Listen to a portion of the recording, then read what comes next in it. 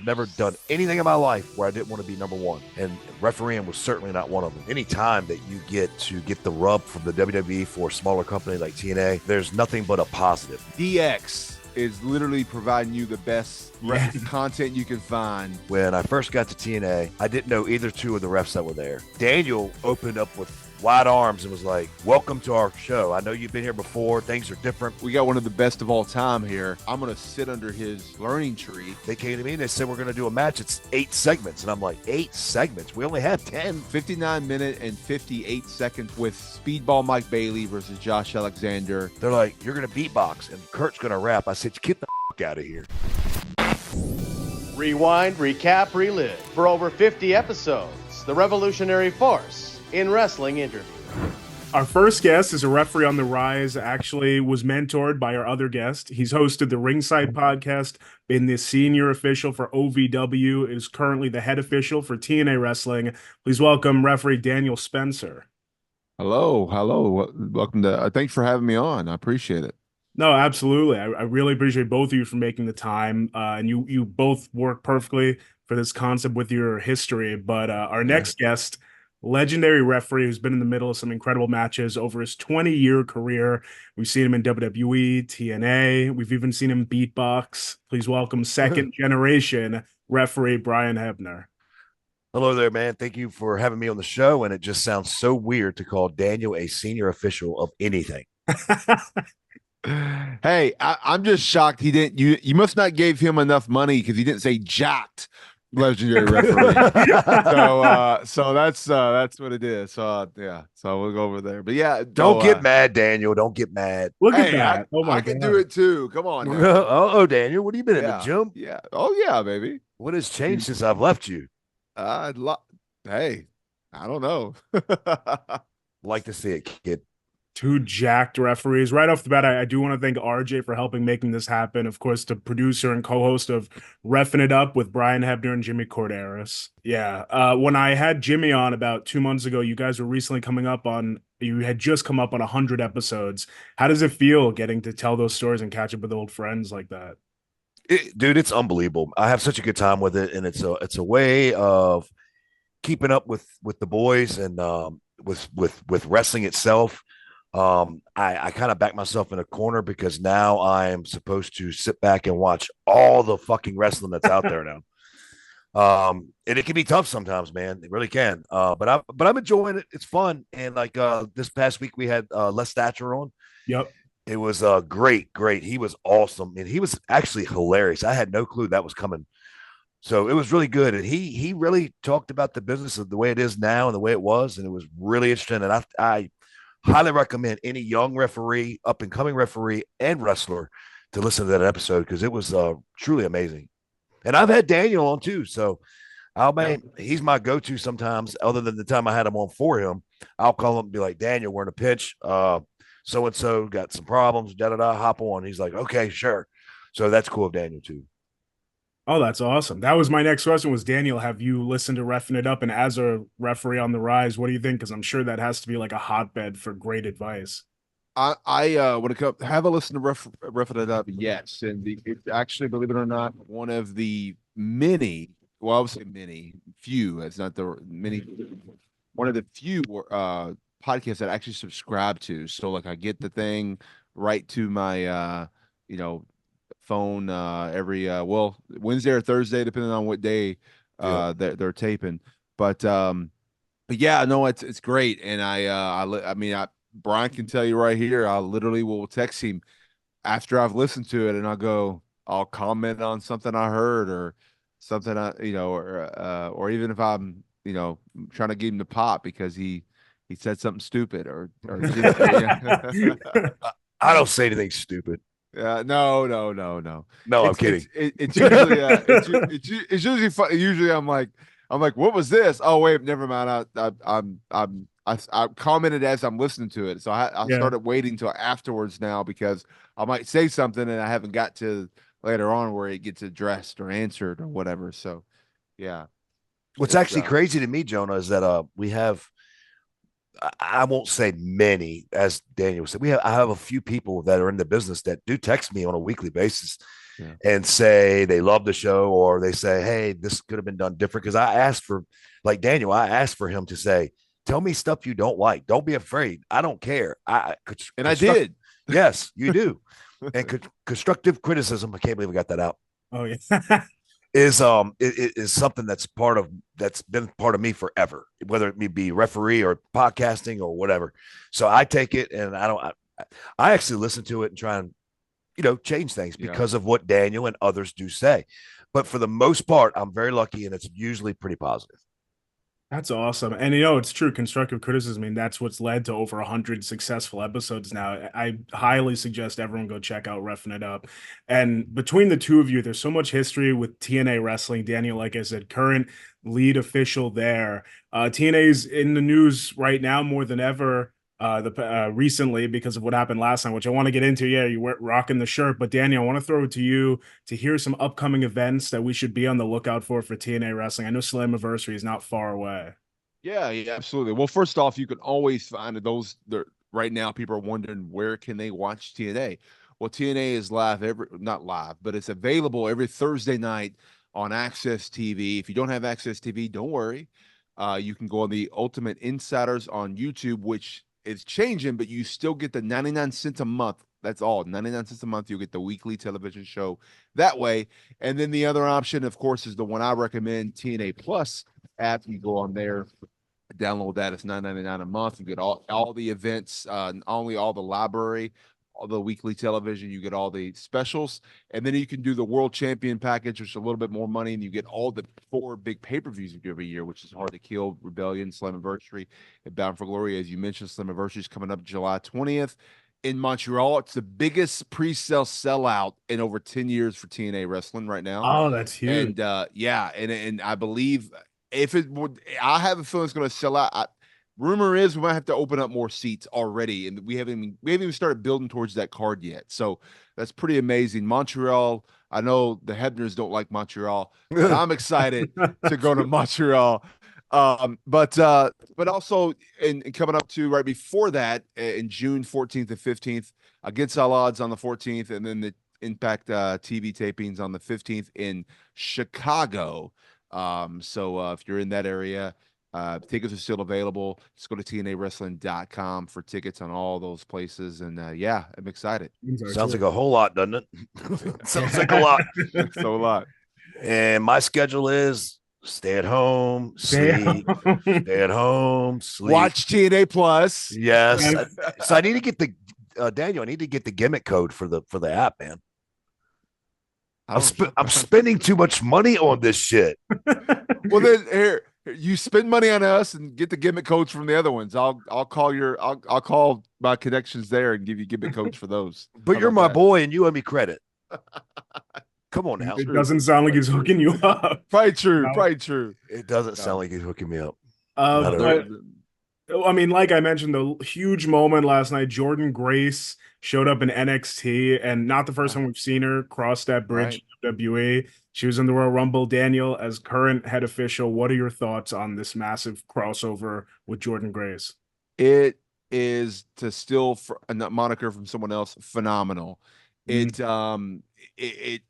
amazing. I can't be more excited for what's happening and what the things that come. Look, I tweeted this the other night. I said, when this happened, I said, DX is literally providing you the best content you can find, fun and exciting. Just it's cool to be a wrestler.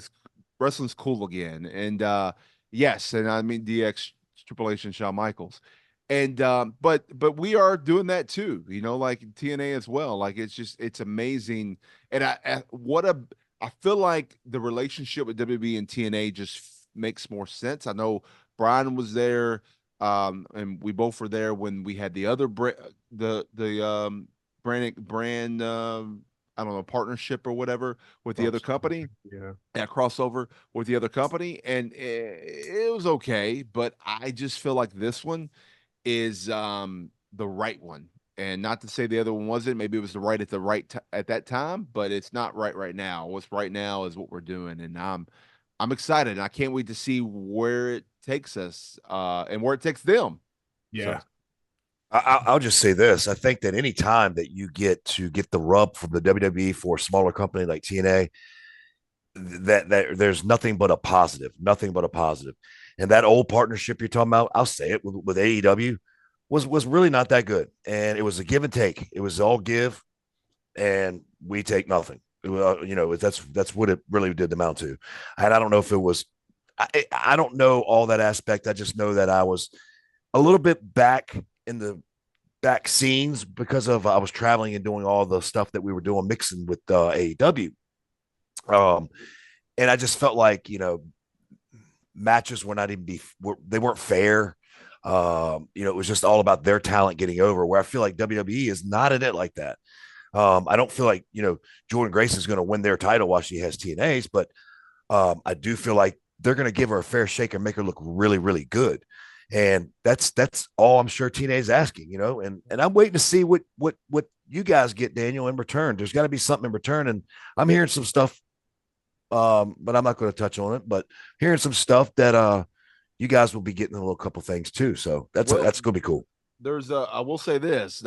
This doesn't mean it's somebody from there, but on June 14th at Against All Odds in Chicago, Jordynne Grace doesn't have an opponent and she has an open challenge, so anyone can show up.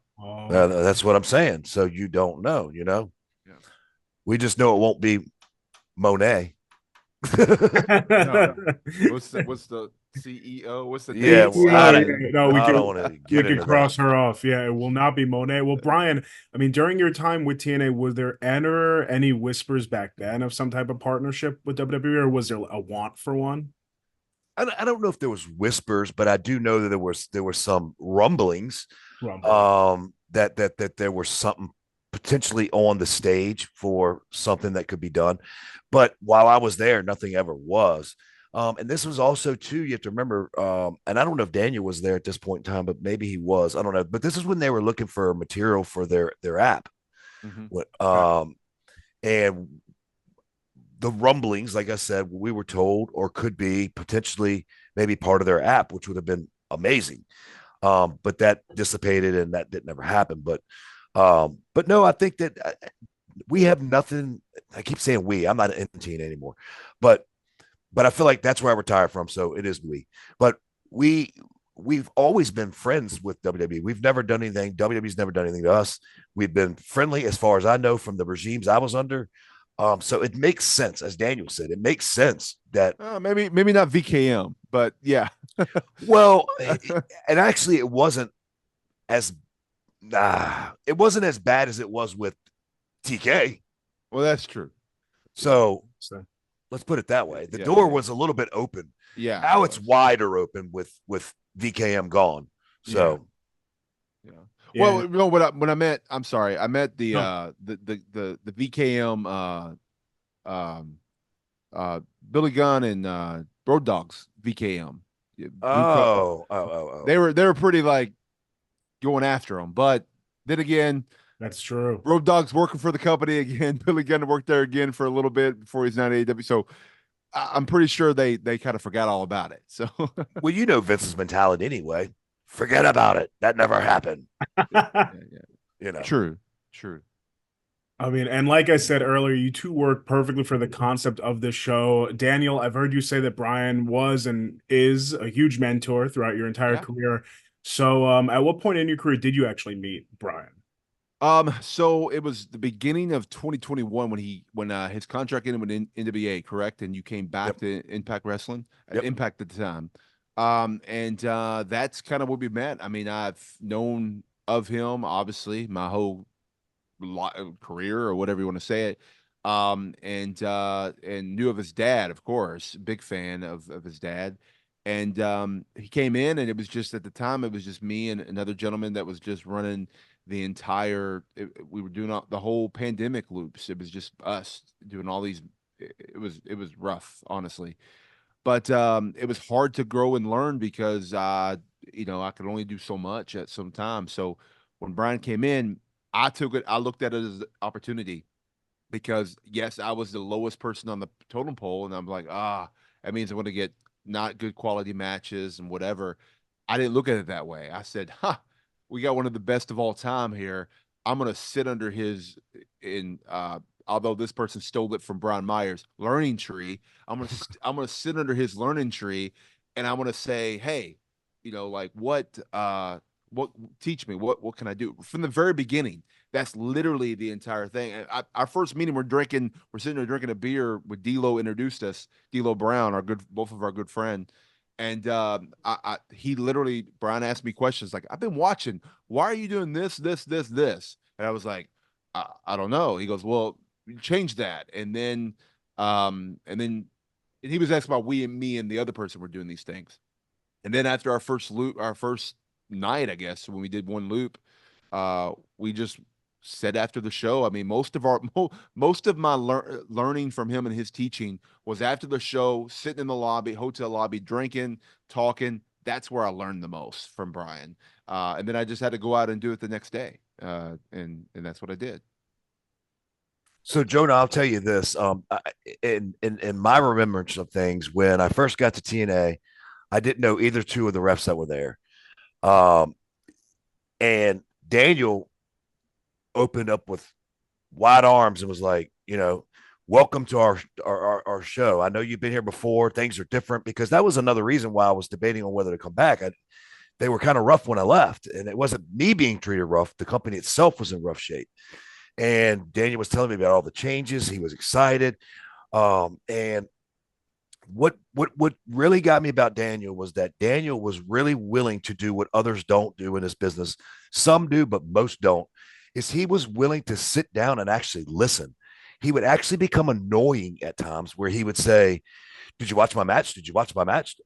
Well, dude, I got shit to do too. I can't sit there and watch all your matches. You know what I mean? But that's a good thing. That's a good thing for someone to want to learn so much and so bad that he becomes a nuisance. But it was a good nuisance, because once again, me and Daniel got along and we were friends right away. We clicked. And that was another thing too. When you're trying to help people and you kind of have I don't know, your heads don't see the same thing outside the ring, such as the other referee we have. And I don't really want to name drop him. But he was more difficult. He didn't want to learn. He thought he knew everything. He said he'd done this, he'd done that, which was on not a platform that any of us could label as big time, but try to convince himself. You know what I mean? And Daniel was like, I haven't done shit. I want to do shit. So that's the chemistry that happened, where Daniel was easy, and he responded to what I taught him. And we would take, like, during a day, we would go out during a TV, and Daniel would want me to go out there with him. He would say, show me how you place yourself. Show me how I'm supposed to place myself. And then he would just kick it. I mean, he would just do it. The hardest thing he learned, because it's habitual and habit, which is very hard to break, is his false finishes. He would have very good cadence throughout the entire match. The finish came and it was 1, 2, 3. And I'm like, dude, you got to stop doing that. You're giving away the finish. And he worked on it, and finally he did it. I was right there watching. I went, Daniel, you did it. He was like, it felt like I did. I was like, you did. So, cahoots to him, man. I mean, I could sit here and say, I get all the credit. No, I don't.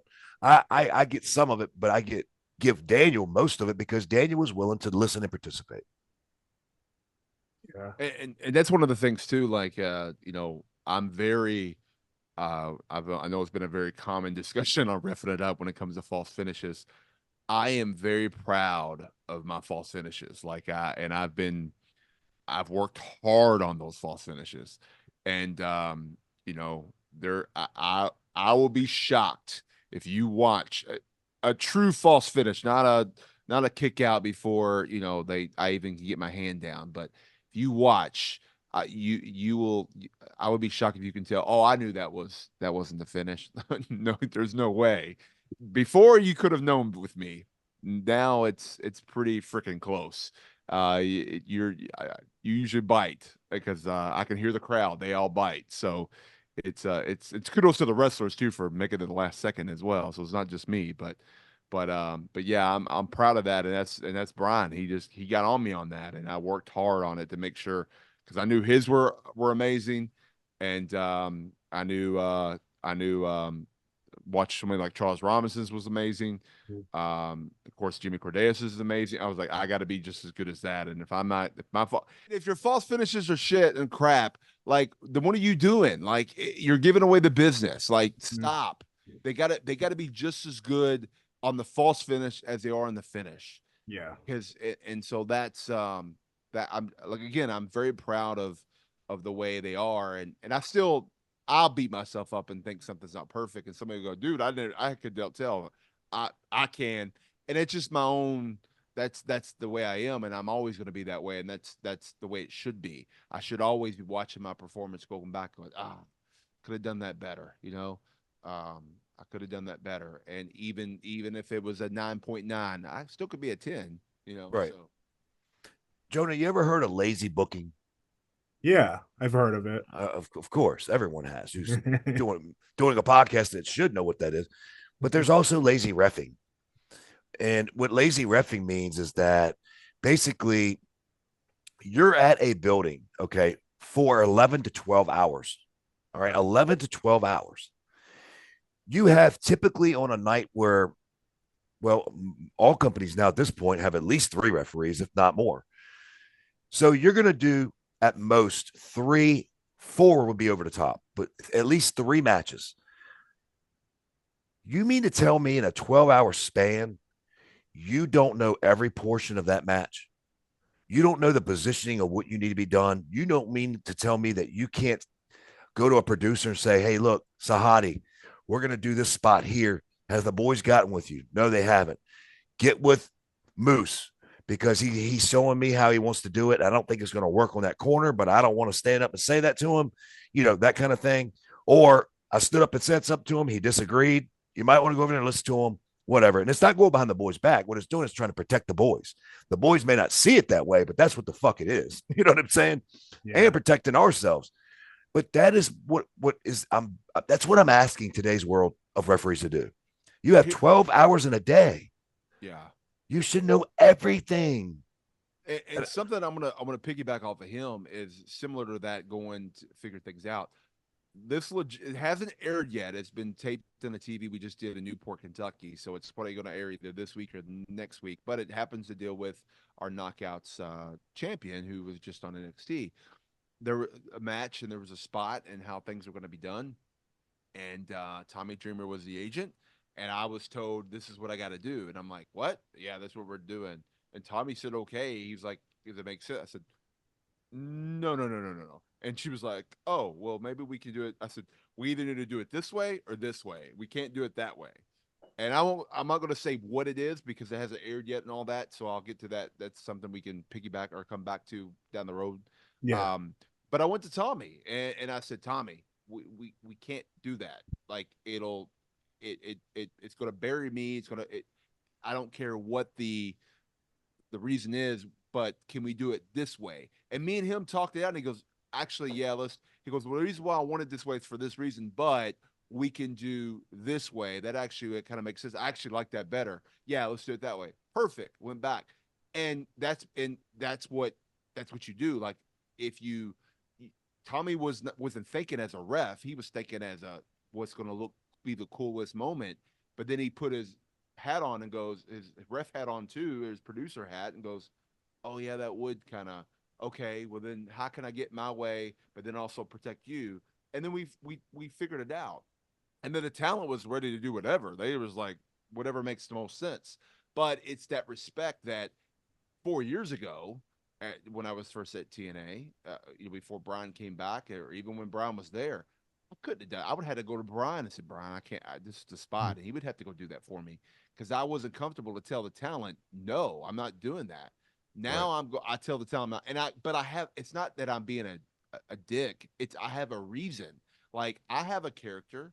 I have somebody that I have to protect as well, like you do. I'm not going to tell the babyface to run away from a heel. No, you know what I'm saying? Like, that's your character. Then you're ruined as a baby. I'm gonna make sure that, or I'm not gonna tell them to kick out of the finish or whatever. It's the same thing. I'm not gonna tell somebody that's gonna bury somebody. So it's the same respect. And I have had. Now I'm the Brian situation too, where the other ref comes to me and goes, is this okay? And I go, no. Do you want me to go talk to him? Yeah. So then I'll find who the agent is, and I'll just go to the agent and I'll say, hey, Cody Diener, hey, Gail Kim, hey, check. I just was told this is happening. Can you show me how you're doing it? And they'll tell me what's going on, and I'm like, oh, can we maybe figure out another way? And then and there has been times where I've walked up and they tell me the spot and it's different from what the ref said. I go, oh, they misunderstood it. I'll go back and fix it. And I go to the ref and I tell them, actually, no, the spot's this. And they're like, oh, I misunderstood. Well, when they're done with the match, go over it one more time or two more times and make sure you understand it now. So there's a lot to it. It's just do your job and do your homework. I guess is the right word, but it's really your day work, right? Not home. So Daniel, one thing I want to ask you. All right. Yeah. Now we're boys. Not Yep. calling you out. Just want to ask you something. What do you mean you have a character? What I mean is I am the referee. I'm the official. If I do something in that ring that is going to bury my credibility as a referee, then if I allow something to happen or whatever because it's cool for the moment, it's indie or whatever it may be, then it throws out my whole credibility. Well, I'm even in the match officiating. Okay, so stop right there. That's good, Daniel. Daniel, you're always going to be learning from me, always. Oh. I don't have a character. I never have. You don't have a character. What you just said is what you meant.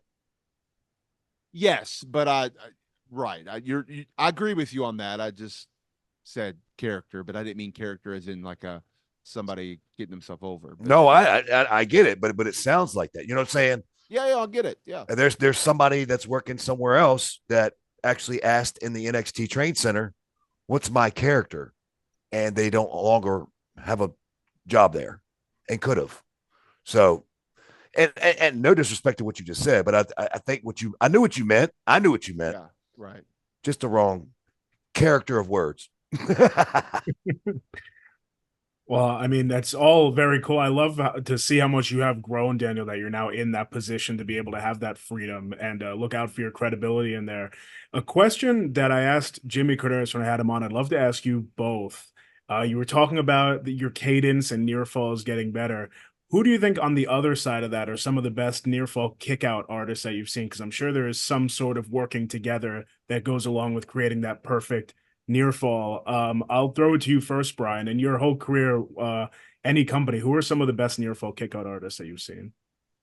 To me, without a doubt, in my time frame, now there's ones I can go back further that I watched growing up, but as far as me actually working with and was my dad in Kyoto, Mike Kyoto, and my dad. And I don't know who listens to your show, but anybody that lives under a rock, my dad's Earl Hebner.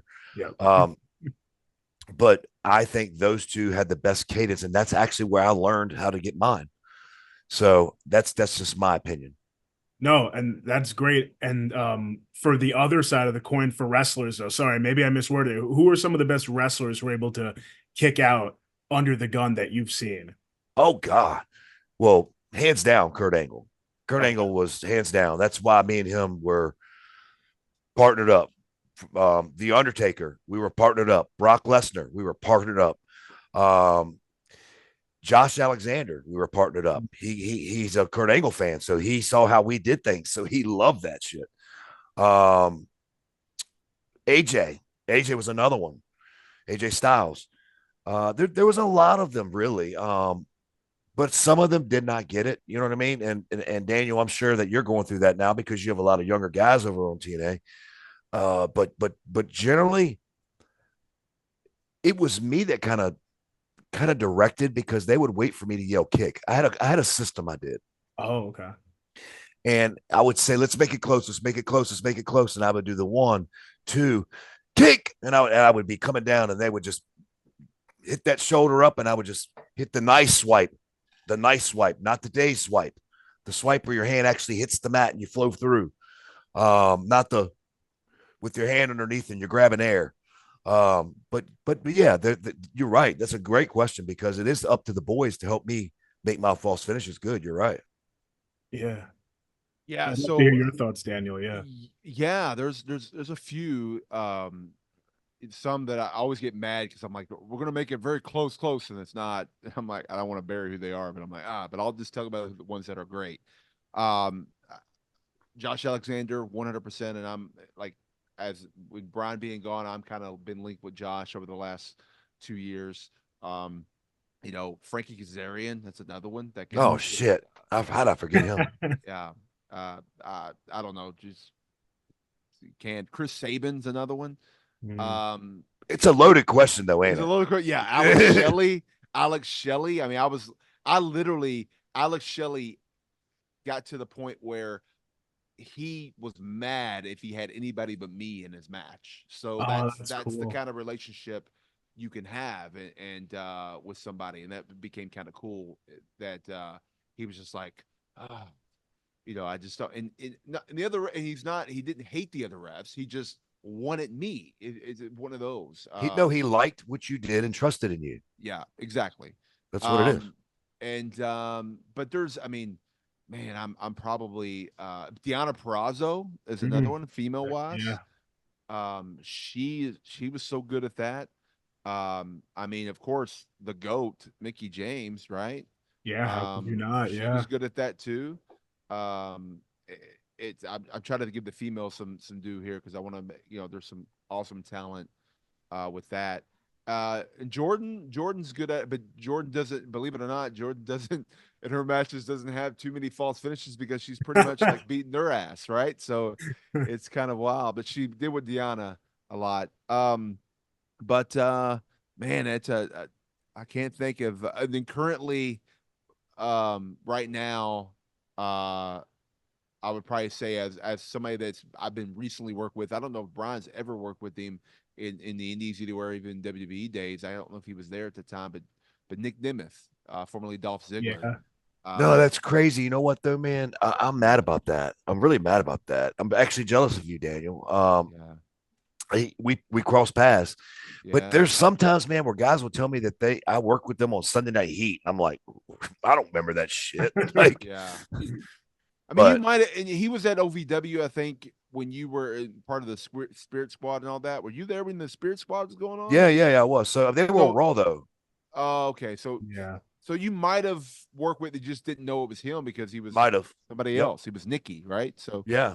But yeah, it's those are probably the ones that I would say are the best at making that last second, and really they actually legit sometimes freak me out because I don't think they're kicking out. That's how good they are, that I even get like, oh shit, like what's gonna, are they gonna kick out? And I might have to yell kick like Brian does or whatever. But yeah, and I'll hit the mat, and it's easier. I'll hit it, and I'll either wave it off or whatever I have to do if that sound was loud enough. But yeah, it's that's a good question actually. It's hard to think. It's definitely a good science. You got to have that chemistry between the ref and the talent to do it right. No, I mean, and all excellent names that both of you named there. You talked about guys requesting you to be in their matches. Brian, I've heard you say that during your time in WWE, among other greats, Brock Lesnar and Undertaker were some that requested you personally for the matches. You just also said Kurt Angle. What was your favorite match, let's say in WWE, that you were requested for? So this has been the same answer I've had my entire life. This is not the best match I've had, but it's the biggest match I've ever had. I was requested to do the Vince McMahon versus Hulk Hogan. Oh, and that was pretty big. And that's something I could say no one's ever done, and it never will be done at this point. But it was the biggest match, the biggest. I mean, it was the main event of SmackDown on WrestleMania stage. I mean, it was huge. And if you're talking about nerves and nervous, you've got Shane McMahon down your back all day long. I've got blades coming out of my mouth, out of my hands, out of my pockets. And it was just very intimidating, but the coolest thing ever when it was all done and I did a good job. You know what I mean? I mean, you had Roddy Piper involved. it was just a big deal. And I was blessed to be asked to do it. I was down at Seattle a little earlier than most people because of what kind of match it was, in the green room quite a bit, and had a packet about this thick. And I know people that are not listening, it was about an inch Okay. of shit to go through and study. It was tough, but I'm not saying it's the greatest match. It's the biggest match I've ever done. Wow, that's huge. How early on in your career was that in WWE? Wow, I don't know. It was probably a few years after I finally made TV, because Okay. people don't understand. I didn't come in and just was on SmackDown or Raw or whatever. I came in and I was doing all the stuff no one wanted to do, all the dark matches, all Sunday Night Heat, all the other show they had. I was doing all that stuff and couldn't understand why I couldn't get on. And my dad just kept saying, "You're not good enough, kid. You're not good enough." And I'm like, "Well, you're the one with the pencil. Fucking put me in a show." But he did it right, though. When I go back and look, he did it right. He made me learn. And that's why I said I watched Mike Chioda, I watched him to try to get better than the guys that were there in front of me. And you know what? I was confident in my abilities and wanted one thing, and I've never done anything in my life where I didn't want to be number one. And refereeing was certainly not one of them. So my dad did it right. He did. Now that I look back, but it sucked. It sucked. Yeah. Being there and watching everything for sure. But finally making it. One match I've heard you talk about that I'd love to hear about is Brock Lesnar, Kurt Angle Iron Man match. Because you say that what went into that, it's crazy. I can't imagine how good your memory must be, or what was at least then. Can you take us through that match and what that's like for a referee to have to memorize so many elements? Just like TNA, they gave me a match and I thought it was a joke. I tried to give it to another referee and not me and Brandon. I mean, not me and Daniel. And it was another Iron Man match, and it was TJ and Josh Alexander. And I thought it was a joke. I was like, I'm not gonna referee for a fucking hour. Are you kidding me?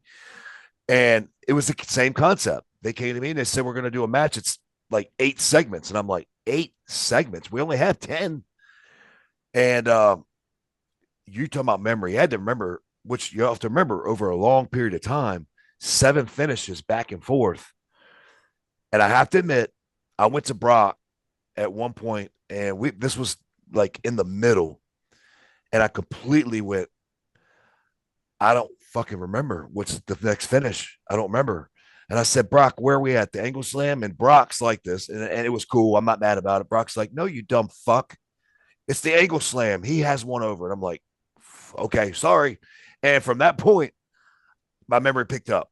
And I was like, oh, okay. Now, this was young in my career, too. So it was really something, and I would not want to put any referee through that again. Yeah, Daniel, to throw it to you, have you had a match similar to that has tested your skills as an official? Yeah. It was let's see, November 22. It was actually right here in my home city of Louisville, Kentucky. Oh God, here you are, one of those guys with that mind that just puts dates and shit out. Go ahead.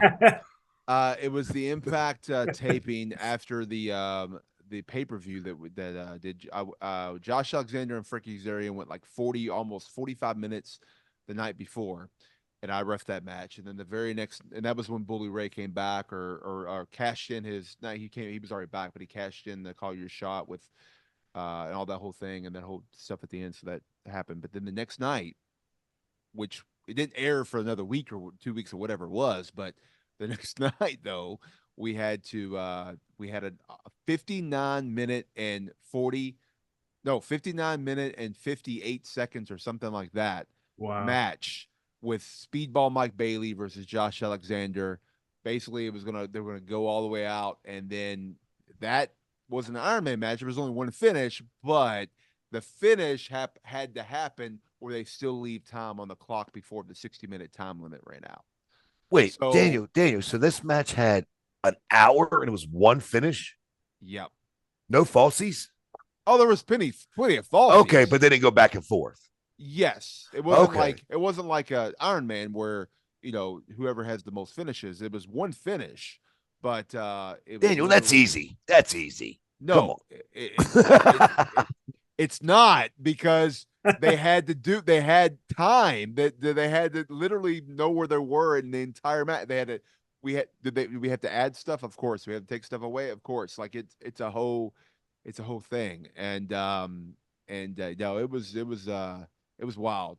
And then I did an Iron Man match once. Well, it was with Alex Shelley and Trey Miguel actually at Revolver for Sammy, and that one was fun. But it was so many. We literally were counting the finishes before just to make sure we had the numbers right because we got so sidetracked that there was one part where I'm going, wait, you have more fit. You're already in the lead here. What are you talking about? You can't. Like if you already won at this point. They're like, oh, because it was gonna be a sudden death, and they were like, oh wait, that's right, we got to switch this one out, and it was, and that was, but remembering all those finishes too were was kind of wild, like you were saying. But that was only that was a 30-minute Iron Man, but went into overtime, so it wasn't a 60-minute, but still, it's a lot to remember. Yeah, I know. It is. And that 60-minute one, that wasn't my only match of the night, by the way. Oh, well, mine either at TNA. Yeah, it wasn't my only match of the year. You're right. It wasn't our only match of the night. We had other. I remember though when Brian did that, he's like, I think you gave me one of your matches because you were like, bro, I can't. I need a little bit longer of a break. You got to do this match. Bro, I was sweating so hard. Because I wasn't in the shape I used to be. Obviously, as we get older, you're not in the same shape. And we did it in front of no people too. And Josh and TJ were determined, we're not stopping. We're not going to stop this. Because during the pandemic, when I got to TNA, they were able to stop in the middle of a match, cut it and all that stuff. People get back in position and all that stuff. They were determined. We weren't stopping. And it was kind of like what Daniel said. We had to pay attention to the clock at the end for the finish. And that got tricky and very like nerve-wracking as hell. But yeah, it was in front of no people, hot as shit.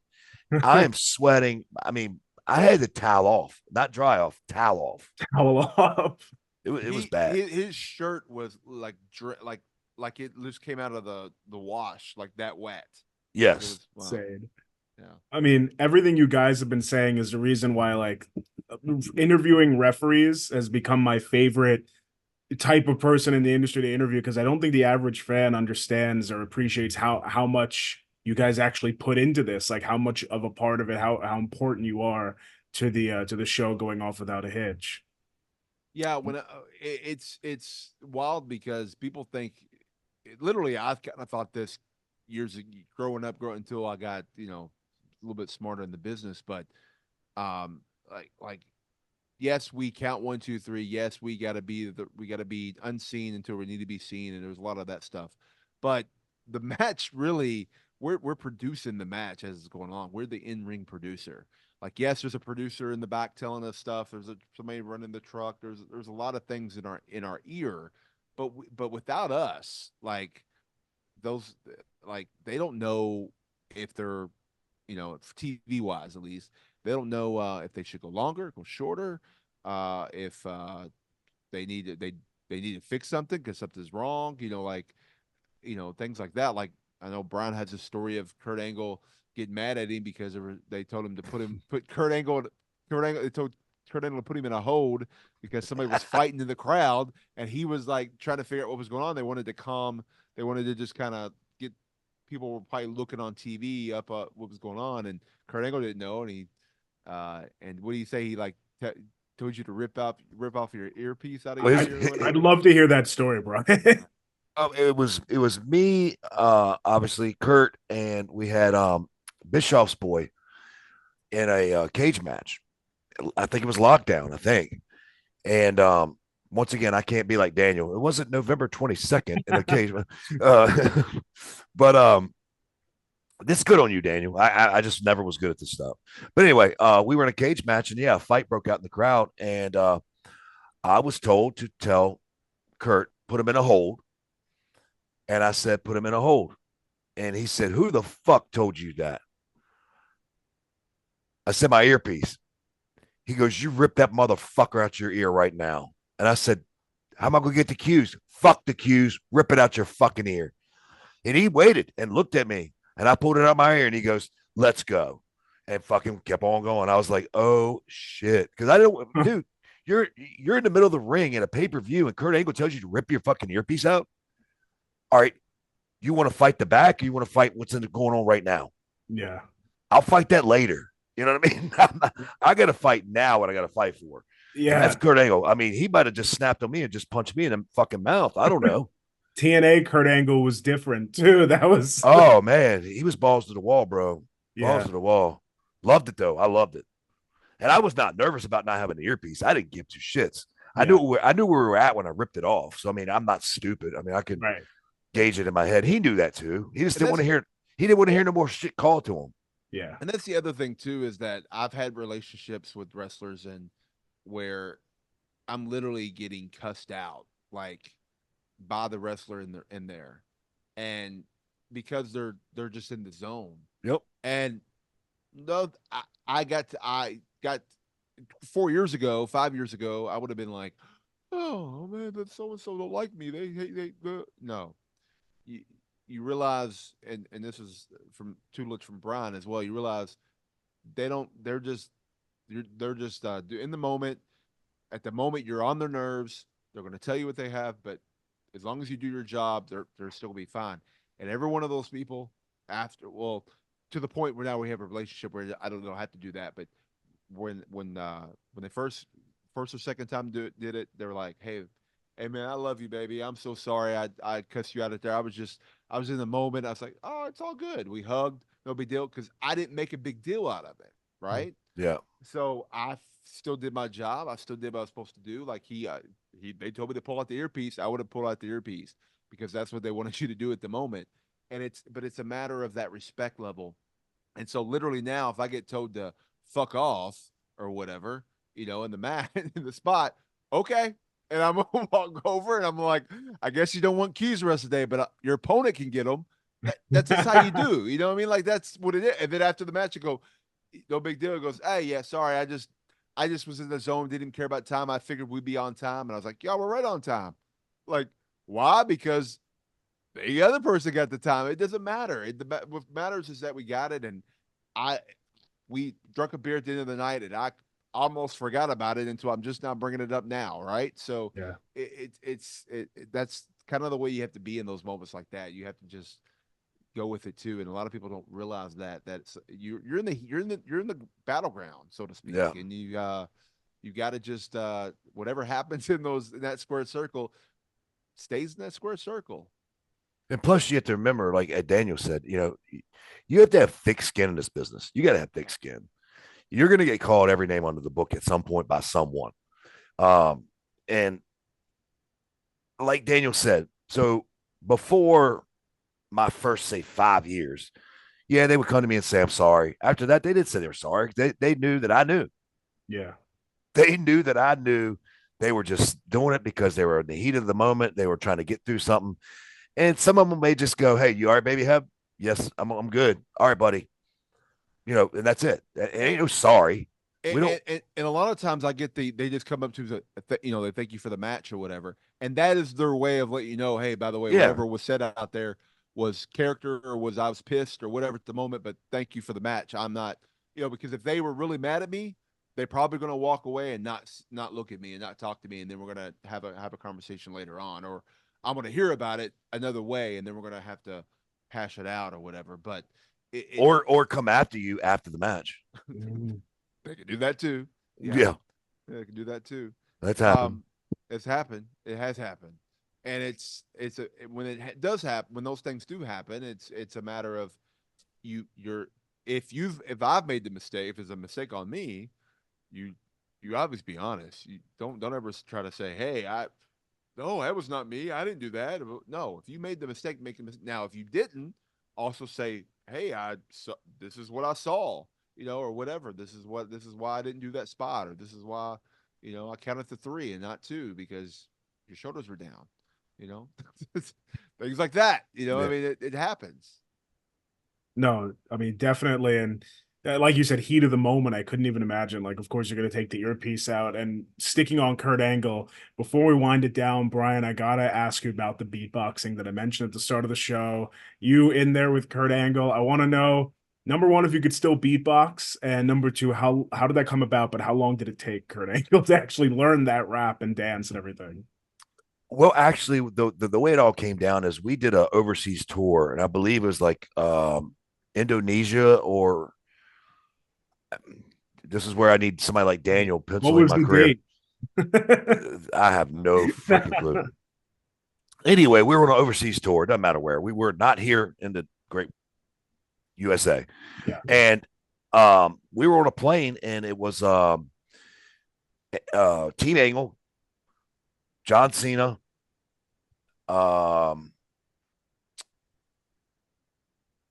but anyway, a bunch of us in the back, just farting around, and they were rapping to some I don't know what it was. They had some device that was playing music or whatever. Yeah. Because back then it wasn't their phone. I know that. But anyway, I said, hey, I just said, you want me to beatbox? And they're like, there's no way you could beatbox. And I'm like, yeah. And I'm like, I can.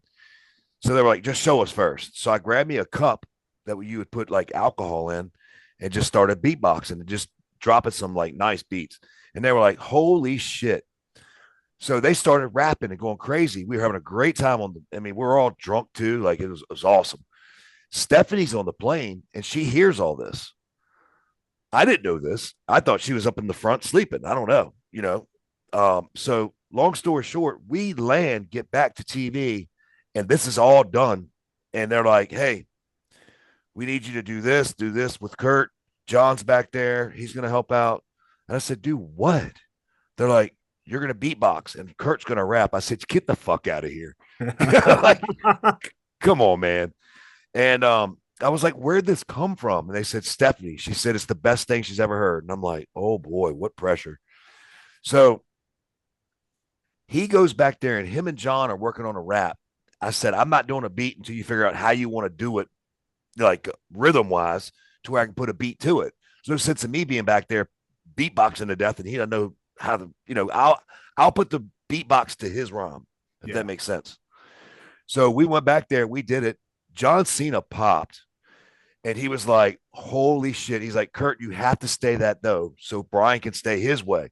Because once you get off, Brian's going to get off and try and have to catch up with you, which I did have to catch up with him twice, which is fine. I'm, just not way kilter off. You're really going to mess it up. Yeah. But anyway, we got up there and history was written. Kurt did a great job. It was so funny. And honestly, some people have told me it was the best entertainment they've ever seen on SmackDown. And now things have changed. This was years previous, and I don't think it's the most ever. But I tell you right now, it's got to be a top 10 moment. Damn it. Easily. It's got to be. Yeah, no, that stands the test of time too. Like, that's on every compilation still that I see. Not only a core memory for me, but like everywhere. That's huge. Yeah. Yeah. So I was very happy about it. I was very nervous. I don't know if you could tell, but I was very nervous. And I couldn't tell. Was that your first time, like just you in the spotlight rather than just being a referee, like camera on you? Yeah, and then I did it 2 other times with Funaki and John Cena, and then another time with just Funaki again. Okay. Funaki was going through that little, yeah. Indeed. So yeah, it was pretty cool. I enjoyed it though, man. Then of course, I was never nervous. It was just that first initial time, man. Live TV. My face got all red, and then when he did the old Police Academy thing, I kind of sold that, which was great. I was surprised that I did that, so it was good. It was I enjoyed it. One last thing about that: what did your dad think about that? The legendary Earl Hebner when he saw that. Well, he was on Raw, so he didn't know what was going on. He got a call. Yeah, he got a call, and he said all his friends were saying it was fake, that it was piped in. And I'm like, no, it was not. That was me, bro. And he was like, was it really? And I was like, yes. So he even had some of his friends like call me and made me do it on the phone and stuff because they didn't believe me. That's great. Yeah, it was crazy. I couldn't believe my dad didn't believe me. Why not? Why wouldn't he? We don't pad numbers in wrestling. Shit. Final question for you both. It's a question for you both because you really both span like the two eras of TNA that I remember most, at least. So I'd love to ask a Mount Rushmore question for you both. Daniel, I'll give it to you first. Mount Oh, boy. Rushmore of TNA. Who do you got Oh, on there? oh goodness. I know it's a lot of pressure. I'm glad you asked Daniel first. Yeah. Yeah. Give the old man time to think. No, you mean Rush? Explain it more. Like you mean Okay. our moment? You mean I mean stars from TNA. Now you could choose what era, I guess, because TNA really does have two different defining. Like the one you're in, Daniel, now has its own stars, and then there's Yeah. of all time, but really just those 4 or 5 like big stars that you think help shape TNA's, what it is, its history. Yeah. Well, I'm gonna do this. You can't have TNA without Jeff Jarrett. So Jeff Jarrett Okay. goes on there at all. see, right that's away. not fair. He already took one. You're Out. No, taking you could have the same one. You can't Yeah. have Jeff Jarrett's there. And then you got to look at, okay, what happened from that. So then I'm going to go with one of the originals from the beginning, and that is your AJ Styles, because AJ Styles There's was another one. Man, this is not fair. AJ Styles was someone who, like was that all that wow that that and there was a lot of people with him like that, but he's kind of that name that comes out of there, right? And he's still doing it today. Then I'm going to throw in Kurt Angle because Kurt Angle, we're going to have the same 4. I already know. Then there was that Kurt Angle. Kurt Angle came in and he kind of, like he basically had his prime was in TNA. Like his best matches were in TNA, right? So it's kind of, he put TNA on the map. And then finally, I would end it with this person. It's not from this era. I'm going to go old school. It's Samoa Joe, because Samoa Joe had that look that wasn't that. Today it's very common. Joe, Kevin Owens, Jonah, or I'm sorry, Bronson Reed, Yeah. uh, Otis. There's very few people that had that look, and when they did, they were limited on what they do, or they were stereotyped. He was the one that kind of, other than I guess Vader, if you look at the WWE, but he kind of took that Vaderness of him, of his size, and took it to the next level, and was high flying and did stuff crazy that even Vader didn't even do, right? Yeah. So for a big man. So it's like, holy cow, he set the X division on fire. He took it to the next level when he was a world champion. So that right there would be Mount Rushmore. When I think of TNA, I think of those 4. And I wanted so badly to say Kazarian or Sabin, but it's just Oh, you got cut out at the end there, but I know what you're talking about, though. Yeah, I mean, you picked a good 4 for sure. Brian, your thoughts? Well, my thoughts. He just robbed all mine. I'm going to throw in someone else though. I'm gonna mix it up a little bit. Because he was there from the beginning, man. And did a lot, and that's Abyss. Oh, that's a good one. Yeah, I think Abyss. You think of him and you think of TNA. You do. AJ, of course. Joe, of course. Jeff Jarrett is like, if you didn't say that, you need to be slapped in the mouth. I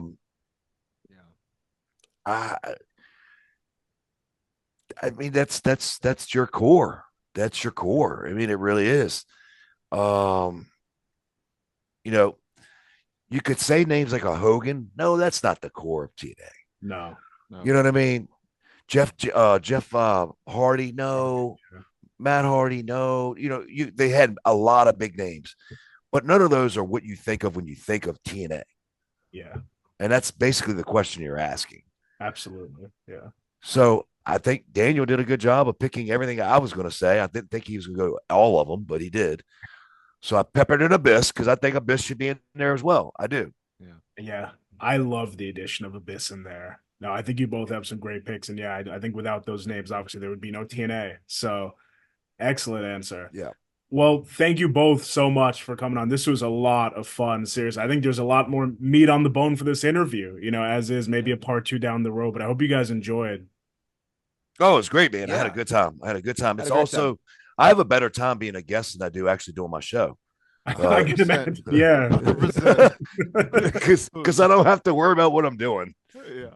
It's great. That's great. Yeah, I'm same way. Like with ringside, it's like I would rather be a guest. Like this is thinking about doing this show is like not even stressful. Where if I knew I was doing my podcast tonight, I'd been like, oh, okay, we got to do this, got to ask these questions, got to do this, So Yeah, that Yeah. just fell on me tonight. But yeah, now it's no yeah. So it's no all more you, John, stress. all you, buddy.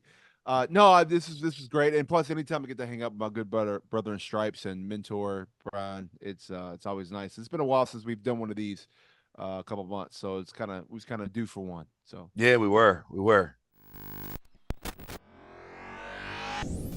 Rewind, recap, relive. For over 50 episodes, the revolutionary force in wrestling interviews.